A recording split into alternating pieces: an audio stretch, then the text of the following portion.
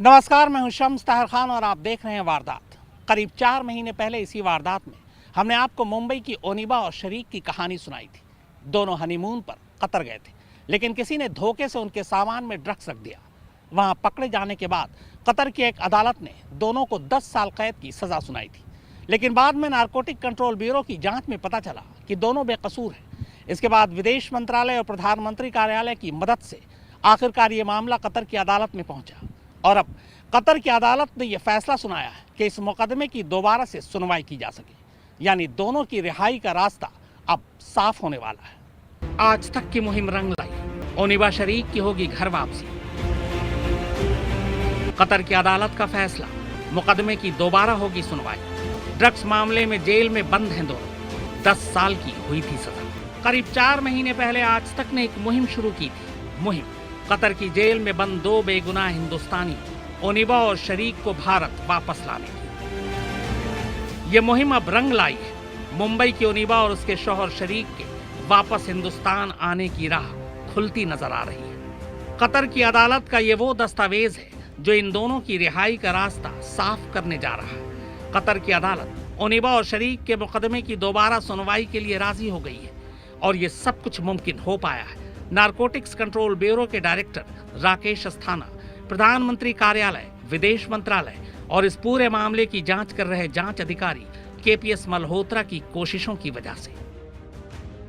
दरअसल एनसीबी ने पिछले साल अपनी जांच में यह पाया था कि ओनिबा और शरीक दोनों बेगुनाह हैं। इन दोनों को कतर में ड्रग्स के साथ गिरफ्तार किया गया था, लेकिन एनसीबी की जांच में यह पता चला कि ड्रग्स इन दोनों को धोखे से दिया गया था। एनसीबी ने असली गुनहगार को पकड़ भी लिया, लेकिन उधर कतर में तब तक ओनिबा और शरीक को वहां की अदालत ने 10 साल की सजा सुना दी थी। सच्चाई सामने आने के बाद एनसीबी ने विदेश मंत्रालय और प्रधानमंत्री कार्यालय की मदद से कतर में मौजूद भारतीय दूतावास से संपर्क किया और केस की सारी सच्चाई उनके सामने रखी, साथ ही सबूत भी रखे। इन नए सबूतों के साथ ओनिबा और शरीक ने दोबारा कतर की अदालत में अपना पक्ष रखा। नए सबूतों को ध्यान में रखते हुए कतर की अदालत ने भी माना कि दोनों को मिली सजा के खिलाफ इन्हें दोबारा अपील करने का मौका मिलना चाहिए। इसी के बाद 11 जनवरी 2021 को कतर की अदालत ने इनकी अपील को मंजूर कर लिया और फैसला सुनाया कि निचली अदालत जिसने इन्हें 10 साल की सजा सुनाई थी, वो नए सबूतों की रोशनी में फिर से केस की सुनवाई करे। इसी के बाद अब ओनिबा और शरीक के जल्दी भारत लौटाने की उम्मीदें जग उठी है। वैसे ओनिबा और शरीक केस के साथ साथ एक और अहम चीज हुई है। भारत और कतर के बीच एक नया एएमयू साइन होने जा रहा है।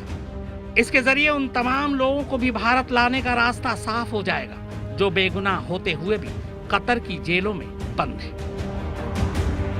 कैमरामैन विनोद शिकारपुरी के साथ शम्स ताहिर खान, दिल्ली, आज तक। तो आज तक की मुहिम अब रंग ला रही है, लेकिन आइए अब आपको बताते हैं ओनिबा और शरीक की कहानी।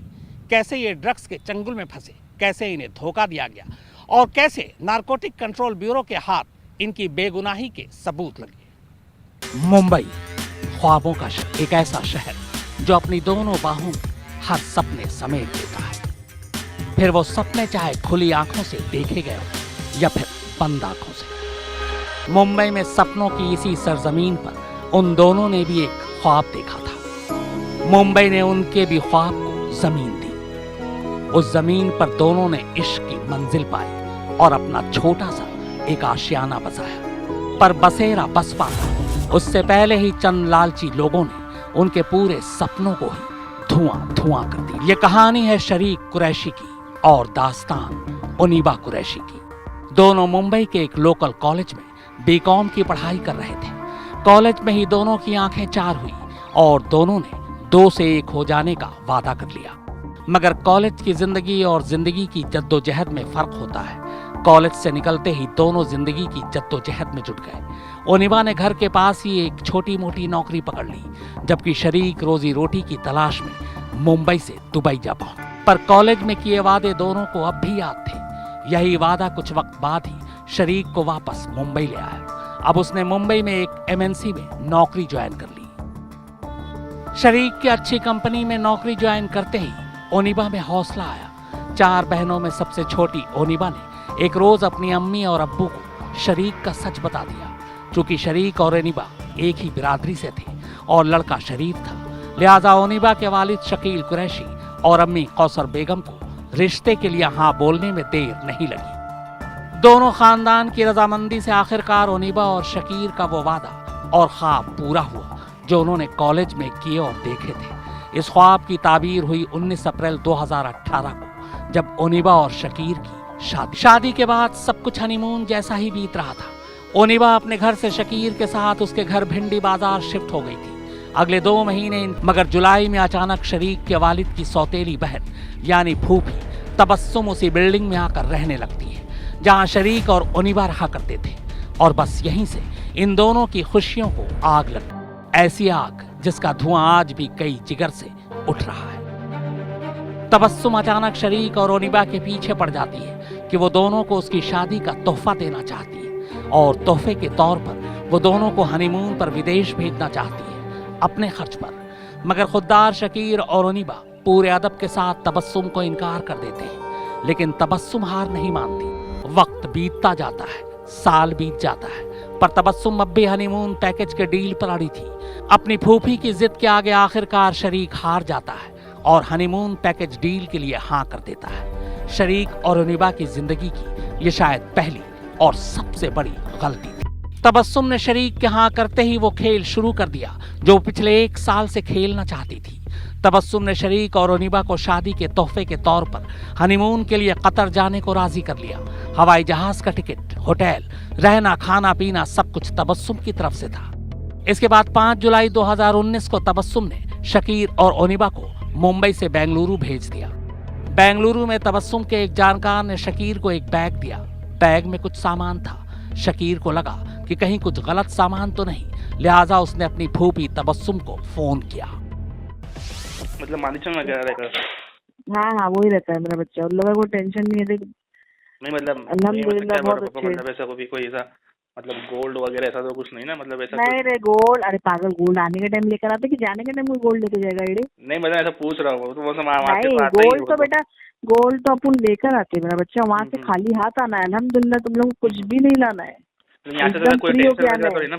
नहीं, यहाँ से अल्हम्दुलिल्लाह कोई नहीं। 2 बैग रहेंगे, लेकिन बैग बेटा बराबर ध्यान में रखना। अपने बैग फौरन उठाने के, हाँ अपने बैग उठाने का है दोनों, और फिर अपने को सीधा सामने ही एग्जिट है ना ये, हाँ एग्जिट है, फटाफट निकल जाए। फूफी की बात से शकीर को तसल्ली हो गई। फूफी ने यकीन दिला दिया कि बैग में जर्दा पान मसाला है। इसके बाद शकीर और ओनिबा 6 जुलाई 2019 को बेंगलोर से कतर पहुंचते हैं। कतर में दोहा के हम्माद इंटरनेशनल एयरपोर्ट पर रात 10:30 बजे दोनों लैंड करते हैं। मगर एयरपोर्ट पर जब बैग की तलाशी ली जाती है, शरीक के एक बैग से 4 किलो चरस मिलता है। ये वही बैग और सामान था जो तबस्सुम ने शरीक को दिया था, पर बैग में जर्दा पान मसाला नहीं बल्कि चरस था। शरीक दोहा एयरपोर्ट के अधिकारियों के सामने लाख गिड़गिड़ाता है, पर कोई फायदा नहीं होता। कतर की नारकोटिक्स डिपार्टमेंट शरीक और ओनिबा को गिरफ्तार कर लेती है। इधर कतर जाने के 2 दिन बाद तक जब दोनों की कोई खबर या फोन नहीं आता तो मुंबई में घर वाले परेशान हो उठते हैं। अभी वो कुछ समझ ही पाते, तभी कतर से तहसीन नाम की एक औरत कौसर को फोन करती है। तहसीन कतर के जेल से हाल ही में रिहा हुई थी। वो कौसर को बताती है कि शरीक और ओनिबा ड्रग्स के साथ पकड़े गए और दोहा की एक जेल में बंद है।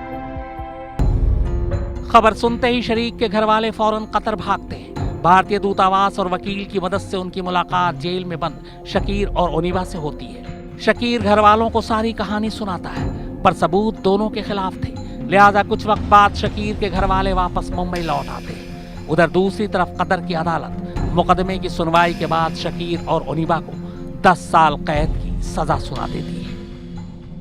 नमस्कार, मैं हूं अंजना ओम कश्यप। हमें उम्मीद है ये वीडियो आपको पसंद आया होगा। लेटेस्ट खबरों के लिए यूं ही देखते रहिए आज तक, और इस वीडियो के पसंद आने पर लाइक, शेयर एंड सब्सक्राइब करना ना भूलें।